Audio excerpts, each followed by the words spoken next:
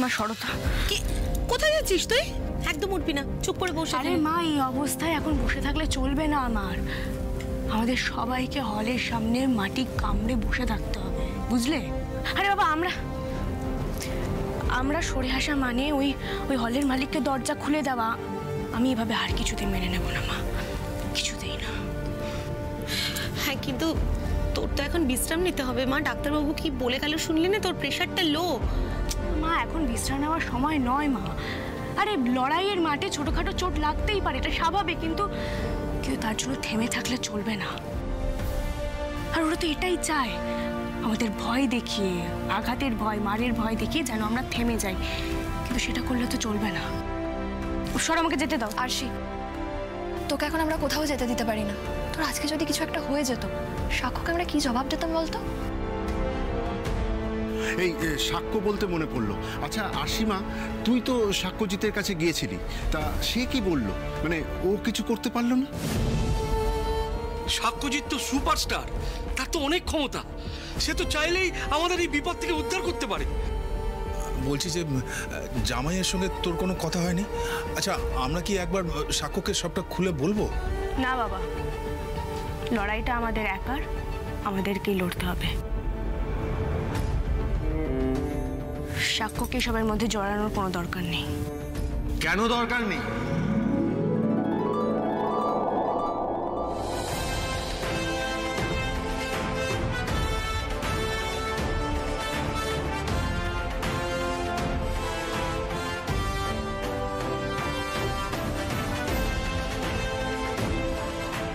সাক্ষ্যজিৎ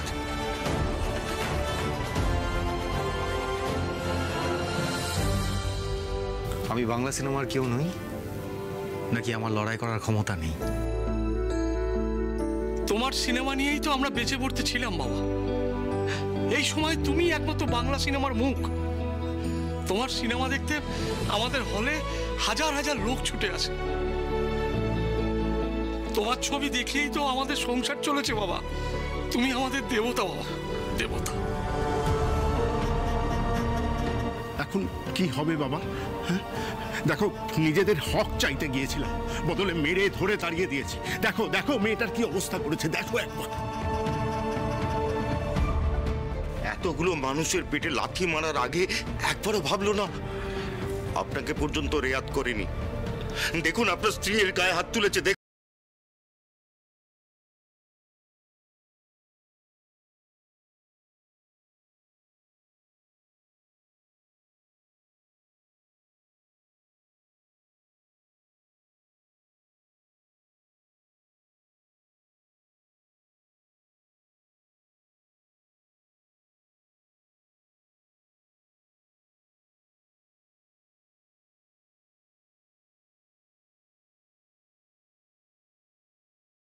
আমি এখান থেকে ফিরবো।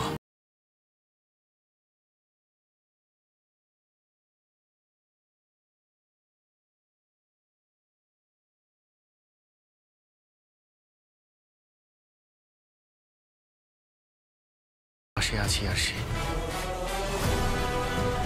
এই লড়াইয়ে আমিও আছি তোমার সাথে।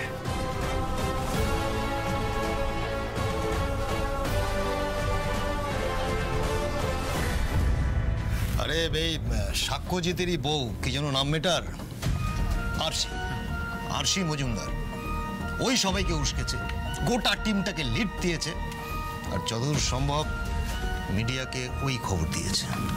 শেয়ার বলতে তো বোঝাই যাচ্ছে।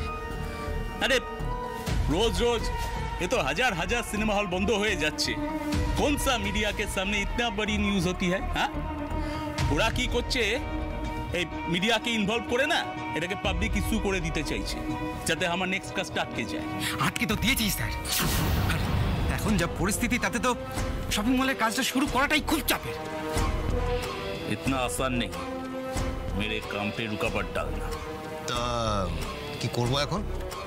ওরা যখন সামনে কিছু করতে দিচ্ছে না, তো ফির অন্য কোনো উপায় ভাবতে হবে। আমার একটা आइडिया माथा एसेছে। কি? सुनो, रात के अंधेरे में चुपके से हॉल के अंदर आग लगा दो, সব কিছু পুড়ে ছাই হয়ে যাক। আগুন? কিন্তু আগুন লাগালে তো আপনার অনেক লস হয়ে যাবে স্যার। সিনেমা হলের অনেক জিনিস ভেতরে রয়েছে, সবটাই পুড়ে যাবে। যাবে তো যাবে, আর এই লসটাকেই তো আমি মিডিয়ার সামনে দেখাতে চাইছি। ওরা আমাকে পরেশান করছে না, ঝামেলা করছে না। রাতের অন্ধকারে আগুন লাগালে সবার কাছে খবরটা পৌঁছবে কি যাদের চাকরি চলে গেছে তাদের মধ্যে কেউ রাগে ওই আগুনটা লাগিয়ে দিয়েছে। তার ফলে হোলের ভেতর সমস্ত কিছু নষ্ট হয়ে যাবে, ক্ষতি হয়ে যাবে, মেরা ভি বহুত সারা লোকসান হয়ে যায়গা। হ্যাঁ, এই খবরটা আমি মিডিয়ার মধ্যে ছড়িয়ে দিব। আর এই লসের কারণে আর কেউ কম্পেনসেশন চাইতে আসবে না, কই নেই আয়েগা। তখন আমি উল্টে ও ইন্স্যুরেন্স কোম্পানির কাছে টাকা ক্লেম করি, আর সব হাওয়া ঠান্ডা হয়ে যাওয়ার পর ও শপিং মলের কাজ भी শুরু হয়ে যাবে। হ্যাঁ, আরে সবেতেই তো আমার ফায়দা, প্রফিট, সমঝা কা?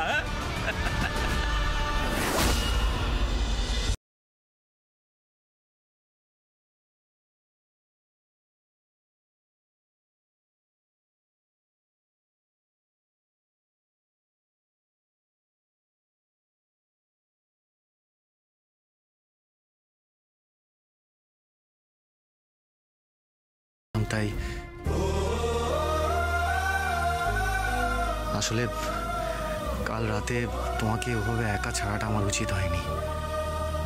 কালই যদি আমি তোমার সাথে এখানে চলে আসতাম তাহলে হয়তো আজ তোমাকে এভাবে চোট পেতে হতো না।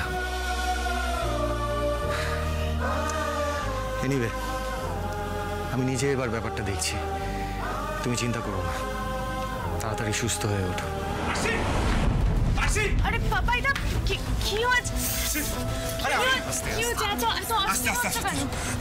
বলো। আমি ওই টাকি সিনেমা হলের দিকে গেছিলাম, ওখান থেকে আসার সময় দেখলাম যে ওই 4-5 জন ছেলে হাতে ওই জেরিকান নিয়ে ওর ভেতরে ঢুকে গেল, হলের ভেতরে। আমার মনে হয় ওরা কিছু ভুলভাল করতে চলেছে। কি বলছো পাপা? এটা হ্যাঁ, আমি দেখলাম। ওরা আগুন লাগিয়ে দেবে না তো?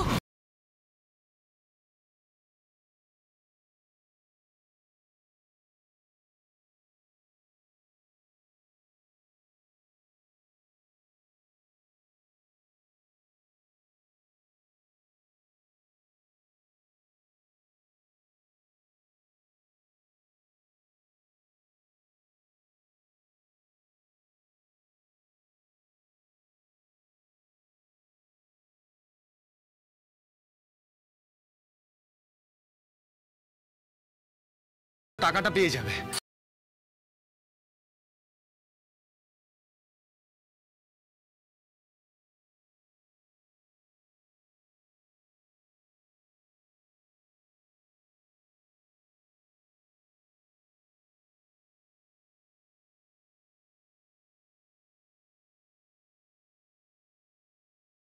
আশি, দাঁড়াও আশি, আমরাও যাবো।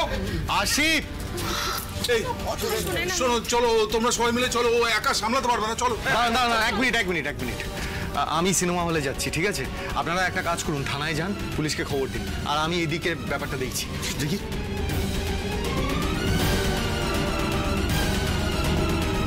আগরওয়ালজি, আমরা হলের সামনে চলে এসেছি। হ্যাঁ, সব কিছু রেডি আছে। আপনার কথা মতো ম্যানেজারকে দিয়ে সব দরকারি কাগজপত্র সরিয়ে নিয়েছি। না, চাপের কিছু নেই, আশেপাশে একদম ফাঁকা। এবার শুধু আপনি গ্রিন সিগন্যাল দিলেই কাজ শুরু, আর কাজ শেষ করে আপনাকে জানাচ্ছি। হ্যাঁ, ঠিক আছে। এই, তাড়াতাড়ি কাজ শুরু কর। তেল ঢাল, এমনভাবে আগুন লাগাবি যাতে সব কিছু পুরো ছাই হয়ে যায়, কিচ্ছু না থাকে। কর।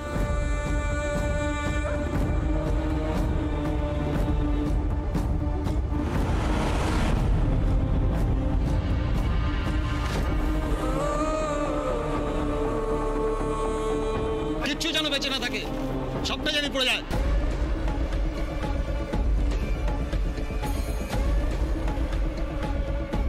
এই, তাড়াতাড়ি কর, করতে থাক।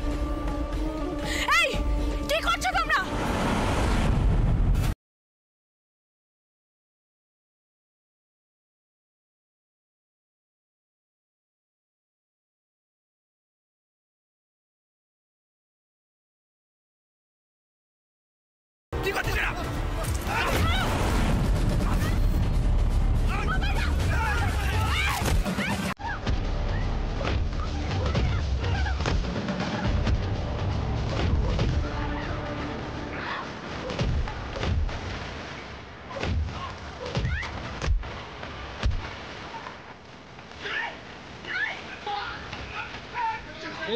তাই না? হ্যাঁ, নিজেকে ঝাঁসির রানী ভাবো। বারবার আমাদের কাছে এসে বাধা। এবার দেখাচ্ছি। ভেবেছিলাম সিনেমা হলটায় আগুন লাগিয়ে চলে যাব, কিন্তু তোমরা যখন দেখাই ফেলেছো তখন এই টাকি সিনেমার সাথে তোমাদেরও পুড়িয়ে ছাই করে দাও।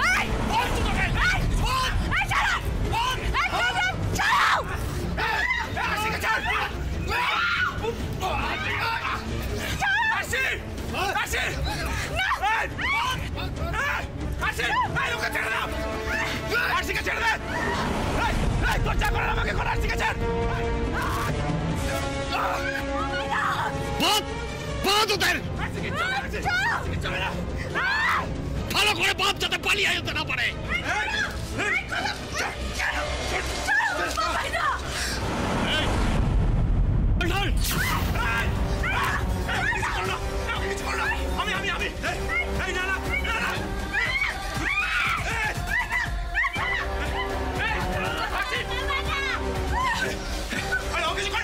অনেকবার বারণ করেছিলাম, অনেকবার ভালো মুখে বুঝিয়েছিলাম, কিন্তু কথা কানে ঢোকেনি। এবার পুড়ে মর। লোকে ভাববে প্রেম করতে এসে পুড়ে মরেছে। এই দে মজাল নিয়ে আয়।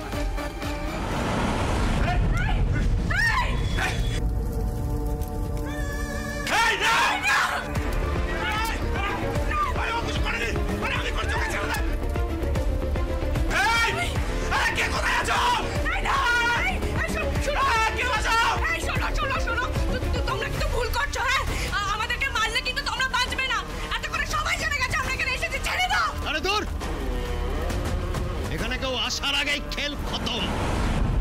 এসে মাথা করলে কেউ প্রমাণ জোগাড় করতে পারবে না।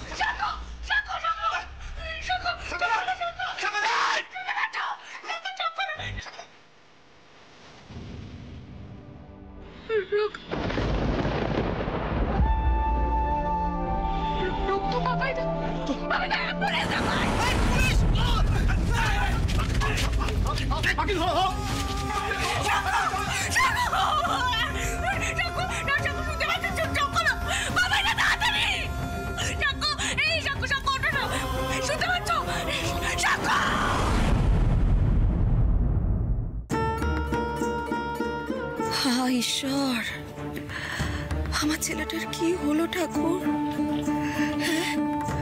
ওই মেয়েটা এই কদিনের মধ্যে এসে আমার ছেলেটার উপরে কি জাদুটোনা করলো। বাবলুকে কিছুতেই ওই মেয়েটার থেকে আলাদা করতে পারছি না ঠাকুর। আমি কি করব? সব কিছু ছেড়ে ছুড়ে ও টাকির উদ্দেশ্যে দৌড়লো। ও যে একজন সুপারস্টার, ও তো মাথাতেই নেই এসব। কি করব আমি? ও মধুবনী, আমার বাবলুকে পেলে গো? হ্যাঁ না গো, পাচ্ছি না। আরে ফোন করছি, ফোন ধরছে না। মেসেজ করছি, মেসেজের কোনো রিপ্লাইও করছে না। কি বলছো কি তুমি? কি হবে এখন? ও মধুদি, বলছি দাদা তো আমার কথার কোনো পাত্তাই দিল না গো। তুমি আমার হয়ে একটু সুস্মিতজিকে বলবে? ও মধুদি বলো না, বলবে গো, একটু বলো না। পাবলি, চুপ করবে তুমি? তোমার না কোনো সেন্স নেই। দেখতে পাচ্ছ আমি কখন থেকে সাক্ষ্যকে ট্রাই করছি। ওখানে কি করছে, কোথায় আছে, কোনো প্রবলেম হলো কিনা, ও কোনো প্রবলেমে ইনভলভ হয়ে গেল কিনা কিছু বুঝতে পারছি না। আর তুমি এখানে এইসব বলতে এসেছো? যাও এখান থেকে, যাও। চুপ করো মধুবনী, আমি ওকে বলছি। ও বাবলি, শোন না, আমার কথাটা একটু শোন। মাগো, তুই নিজের ঘরে যা, আমি তোর খাবারটা পাঠিয়ে দিচ্ছি। আমি পরে মধুবনীর সঙ্গে কথা বলে নেব। তুই যা তো মা, যা যা যা যা।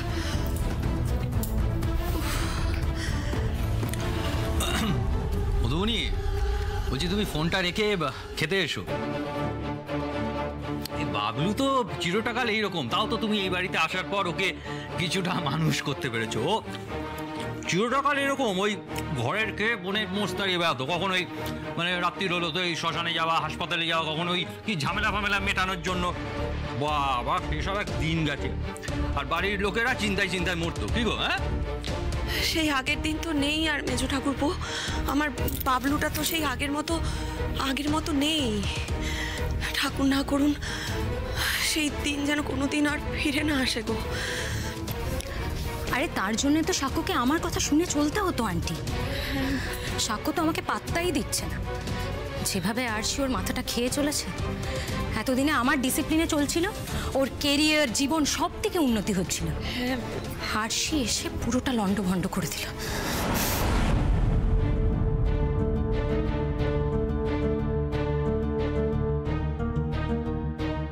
ও দিদি, হ্যাঁ বলছি একটা কথা বলি তোমাকে।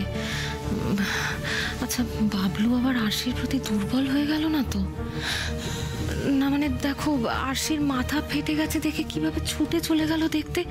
এদিকে নিজের স্টারডামের কথা একবারও ভাবলো না। যাই হোক, পুরুষ মানুষ তো। মধুবনীর সাথে তো হয়ে গেল অনেকদিন। মেজো, সব তুই কি বলছিস? তুই বাবলুকে চিনিস না? হ্যাঁ, ও ওই রকম ছেলে, মুখে যা আসছে তাই বলে যাচ্ছিস। হ্যালো, বলছি ওখানকার ডাক্তার কি বলছে? কি হয়েছে? হ্যাঁ, কি হয়েছে গো? কি এত কিছু কখন ঘটলো? না, আমরা বেরোচ্ছি। কি হয়েছে একটু বলো না, কি হয়েছে? এই টাকি সিনেমা হলে একদল লোক আগুন লাগাতে আসছিল। খবর পেয়ে আরশি আর বাবলু ওটা থামাতে যায়। সেখানে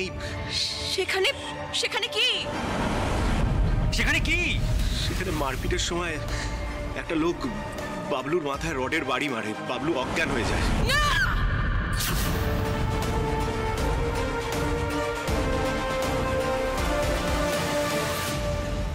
খুব সিরিয়াস ইনজুরি, এখনো জ্ঞান ফিরছে না। খুব খারাপ অবস্থা।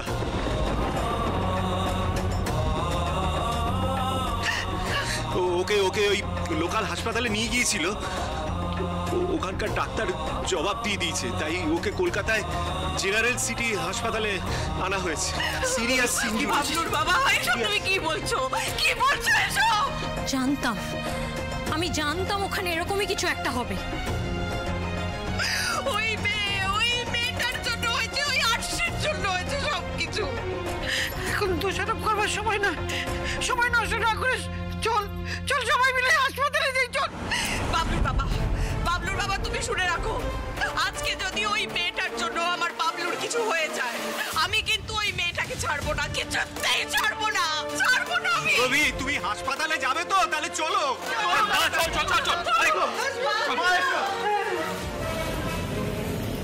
আপনারা দেখতে পাচ্ছেন আমরা আছি কলকাতার জেনারেল সিটি হসপিটালের সামনে। টাকি সিনেমা হল বন্ধ হওয়ার ঝামেলায় গুরুতর আহত হন সুপারস্টার সাক্ষ্যজিৎ চ্যাটার্জি। এই হাসপাতালেই ভর্তি করা হয়েছে তাকে। হাসপাতালের সূত্র মারফত আমরা জানতে পারছি তার অবস্থা এখন সংকটজনক। কি হবে, কি হতে চলেছে, এই বিষয়ে চিকিৎসকেরাও এখনো কিছু জানেন না।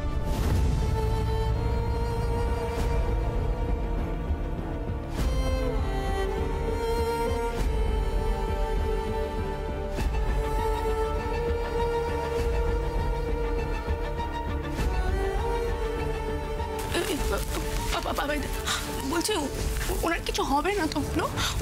উনি ঠিক হয়ে যাবেন তো, তাই না? হ্যাঁ হ্যাঁ হ্যাঁ ভাই, উনি ঠিক হয়ে যাবেন, কিচ্ছু হবে না। তুই থাকতে ওনার কি করে কিছু হতে পারে বলতো? হ্যাঁ, কিচ্ছু হবে না, একদম ভুলভাল চিন্তা আনবি না মাথায়, বুঝতে পেরেছি? কিন্তু বাবাইদা আমার বড় ভয় করছে। বাবাইদা, ভয় পাওয়ার কোনো কারণ নেই ভাই। ভয় কর, আরশি ভয় পাস না, ভয় পাস না, সব ঠিক হয়ে যাবে, সব ঠিক হয়ে যাবে, একদম মনে। নার্স বলছি পেশেন্ট মানে সাক্ষ্যদা কেমন আছে? এই মুহূর্তে কিছুই বলা যাচ্ছে না, ডক্টররা কিচ্ছু বলতে পারছেন না। প্রচুর ব্লাড লস হয়ে গেছে, কন্ডিশন সিভিয়ার। ডক্টর যা এখন এক্সামাইন করছেন, কোনো প্রোগ্রেস হলে উনি জানাবেন। নাও এক্সকিউজ মি প্লিজ।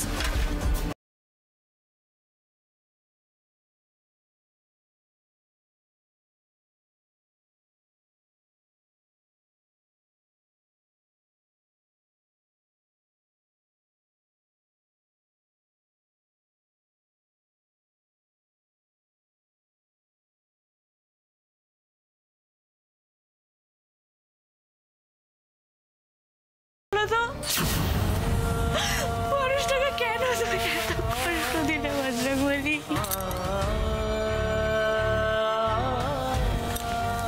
বাবাইদা, উনি কেন এলেন বলো তো আমাকে বাঁচাতে? কি দরকার ছিল ওনার আসাটা? কি দরকার ছিল? কেন বলছিস কি তুই এসব? আরে ওনার পরিবারকে আমি কি মুখ দেখাবো বাবাইদা? কাকু, ঠাম্মি, আমি কি বলবো? আর ওনার মায়ের চোখের দিকে চোখ পেলে আমি দাঁড়াবো কি করে?